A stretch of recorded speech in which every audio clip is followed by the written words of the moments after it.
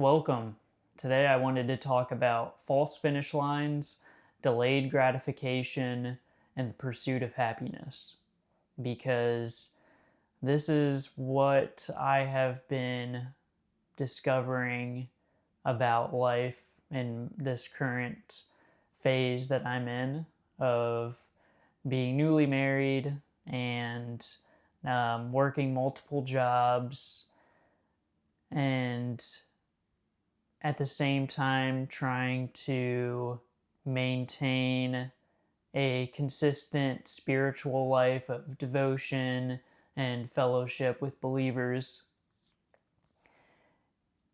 And there is so much in preserving and maintaining consistency and discipline that is contrary to what the culture and a lot of our societal ideals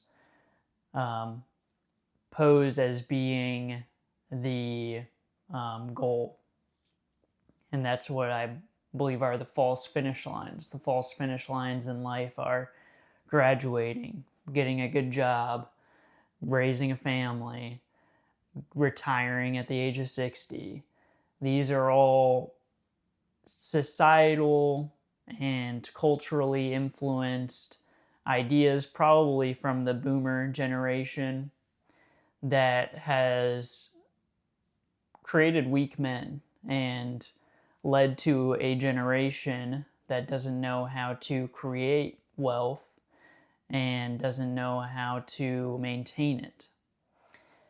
Because the previous generation, in bulk, obviously, not everybody, but in general, the previous generation who is holding on to the wealth has done exactly that. They've held on to it.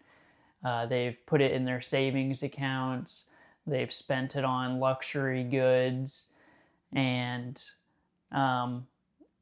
it's not so much that they haven't passed it on to the next generation, but they haven't taught the next generation how to create wealth and ultimately how to live a purposeful life and live in the will of God.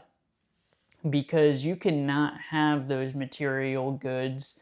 You cannot go to any of those finish lines of graduating, of raising a family, of retiring at the age of 60 and have the most fulfilled life on this earth because you were living in the will of God.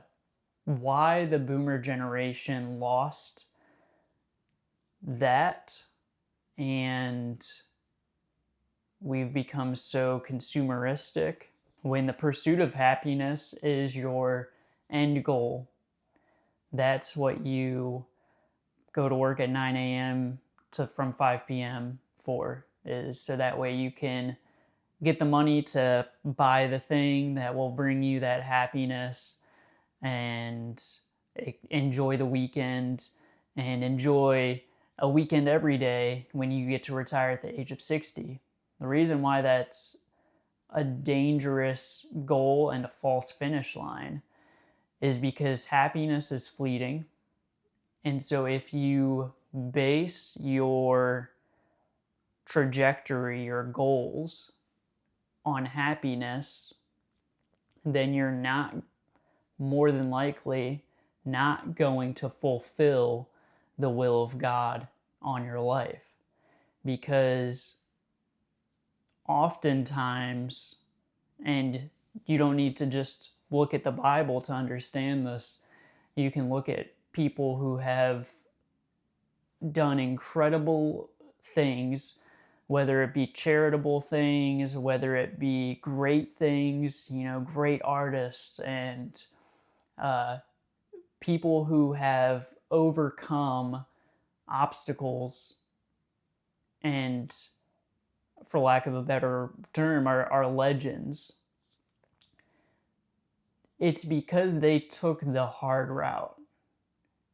Because the easy route will only get you to the happiness that fleets. But when you live according to a purpose that is greater than yourself, that is not in service to people or money, but to God, you receive fulfillment in a way that protects you, creates a barrier against discouragements, against all of the things of life that, disappoint us. We just moved into this house and there's a lot of plumbing issues. It's a 1875 built house and there's a lot of plumbing issues, and that was a little disappointing. But you keep a right attitude of going, we're going to figure this out, and don't let the disappointment or lack of happiness keep us from fixing the problem that's right in front of us. And I think we don't fix the problems right in front of us because that would mean doing something that's uncomfortable, that's hard. But there is a video I listened to from Alex Hermazi recently, who I've been really enjoying listening to. And I don't know that he subscribes to, I think that he puts more weight into material goods than I would, but he comes at all of his entrepreneurial teaching from a place of principle. And you can tell based off the principles that he understands that he has mostly good intentions and a good heart. But what he said was short pains equals long gains, and short gains equal long pains. So when you build your life reaching these finish lines that you think are that bring immediate happiness and is what you're told is the way to go by society, it gets to a point when you didn't address the internal things that are the calls of God on your life, when you didn't address those and buried them for those immediate gratifications, then in the long run, you will begin to suffer the pains of unfulfilled potential. And what I want to warn you against is letting the things of this life, whether it be entertainment, drugs, the work, the cares of this life, letting those things distract you from whatever, since you've been a child, has been on your heart to do, because that was put there for a pure purpose of fulfilling the will of God on your life. And I clarify saying pure purpose because there are people who have purposes that get co-opted by the world for perverted reasons. Whether it be somebody with a musical gift who then uses that gift to make filthy music about murdering people. That would be a corruption of what that dream was given you for. And it is true that obedience is greater than sacrifice, but obedience will also lead you to sacrifice things that you might enjoy, that bring happiness, for the sake of discipline, and not discipline for your own self when it's rightly oriented. It's discipline for the sake of Christ and denying yourself to follow him. When you have that alignment and you are fully pursuing, that brings a fulfillment that, while you might not always be happy, you will be content. You will be content to be unhappy at times. And joy always comes in the morning. There's always new mercies and joy to experience from the little things. Because when your focus is on the big things that are going to bring that immediate satisfaction, you lose track of those little things that come. You get to enjoy those things because you have an eternal satisfaction. And that's ultimately why I think the pursuit of happiness is, again, a false finish line, a false pursuit, something that has led many in the previous generations and this generation to fall short of fulfilling the call of God on their lives.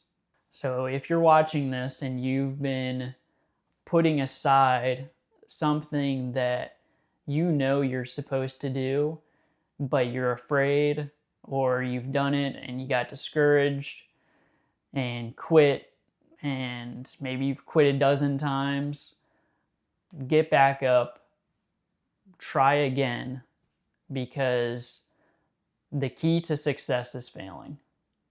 So don't let the failures, the sadness, the discouragements keep you from getting back up and staying disciplined and consistent, because the fruit will show in time.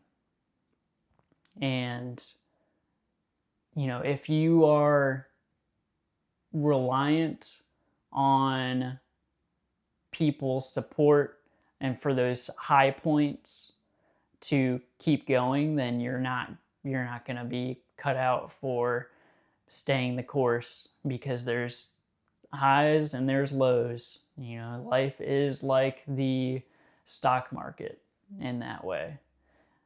And what you can always trust on is that through those highs and those lows, God, whatever He's called you to, He's staying steady. He's staying consistent. And so you can rest on knowing that. And that He does work all things together for good for those who love Him and are called according to His purposes. So yeah, that's all I wanted to touch on today. A lot's been going on, transition of moving, working a lot, and haven't had much time to read recently. So I'm a little behind on having material to film for book reviews. But this was on my heart, and I wanted to share it with whomever needs the encouragement to keep going and to keep listening to the inner child in you who has dreams and aspirations that are not vain. There's a lot of things in this world that are vain. And even if it comes off as vanity, if you know the purpose and what, you got to examine yourself. If you know that comes from a pure place, that is a true dream, a true calling, then it doesn't matter how many people engage with it or support it, and it doesn't matter if people hate it even. Do that thing. And I promise you, you'll be blessed for following truth. Follow after truth and delay gratification for the eternal satisfaction that comes from being in the will of God.